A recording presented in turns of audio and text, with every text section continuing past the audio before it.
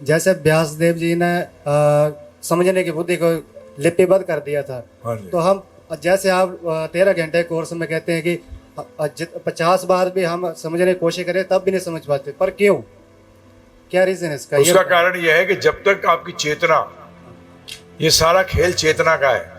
जैसे जैसे भक्ति में आगे बढ़ते हैं तो हमारी चेतना शुद्ध होती है, और जैसे ही शुद्ध होती है तो ज्यादा चीजें नजर आनी शुरू हो जाती हैं। जैसे कि एक तालाब है, तालाब में आपने गंद है, जैसे जैसे गंद साफ करोगे तालाब का नीचे नीचे नजर आना शुरू हो जाएगा, ठीक है।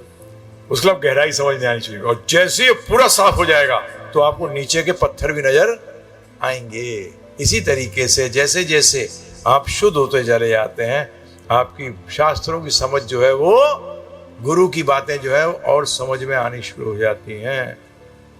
ये सारा खेल किसका है? चेतना का।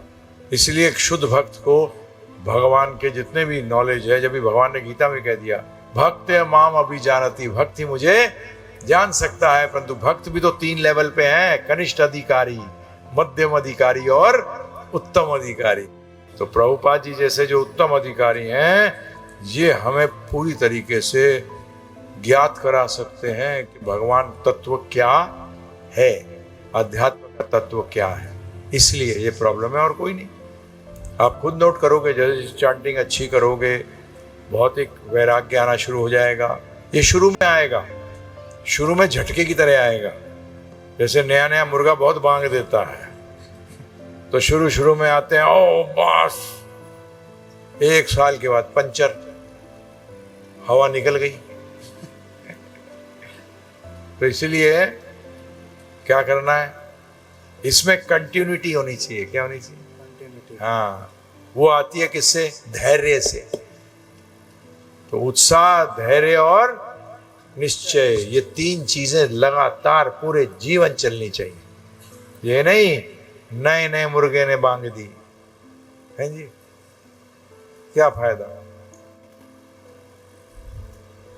हाँ जी, और कोई? गुरुजी एक और प्रश्न था आपसे कि जैसे हम फुल टाइम के लिए आना चाहते हैं और मेरे फादर भी, तो घर की परिस्थिति ऐसी है कि हम आ नहीं पा रहे, तो हमारा मार्गदर्शन करें। भगवान से प्रार्थना करिए, प्रभुपाद जी से प्रार्थना करिए, वो परिस्थिति बना देंगे। और ये परिस्थिति बनाने बड़े बड़े लफड़े हैं। जो रोक रहा है कई बार उसी को गायब कर देते हैं, ये भी ध्यान रखना। हाँ, मैं झूठ नहीं बोल रहा। बोलते हैं ये रोड़ा आ रहा है, ये रोड़ा पड़ा हुआ है, अब ये रोड़ा किसके रिश्ते, कौन से रिश्ते का है ये पता नहीं। हाँ जी, उस रोड़े को साफ कर देंगे। तो ये मत बोलो कि रोड़े को हटाओ, बोलो अपने प्रति आसक्ति लगाओ, फिर कोई रोड़ा नहीं रहता। जो रोड़े लगते थे ना, हाँ जी, हाँ जी, वो लगेंगे सीढ़ियां।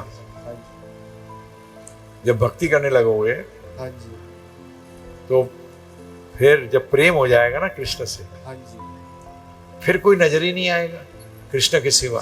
बिल्कुल गुरुजी। जिनको पहले रोड़ा समझते थे, बोलते क्या है ये, तो है ही नहीं है? बड़ा इजी हो जाएगा।